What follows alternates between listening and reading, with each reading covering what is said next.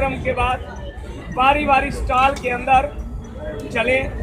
मेरी अपील है, देखें कैसे कैसे इलेक्शन कमीशन जम्मू कश्मीर की तरफ से जो लोकसभा 2014 के चुनाव में स्वीप के माध्यम से वोटर तक कैसे उस संदेश को पहुंचाया है। दूल्हा उसमें बारात में जाने से पहले अपना वोट डाल रहा है, दूसरे दिन डोली आने से पहले लड़की बोलती है नहीं पहले मुझे अपना वोट डालना है। गुजर बकरवाल लोगों को कैसे कवर किया है। तो मेरी आपसे विनती है कि इस कार्यक्रम को देखने के साथ साथ बारी बारी स्टॉल के अंदर जाकर पूरी अचीवमेंट्स को देखना है।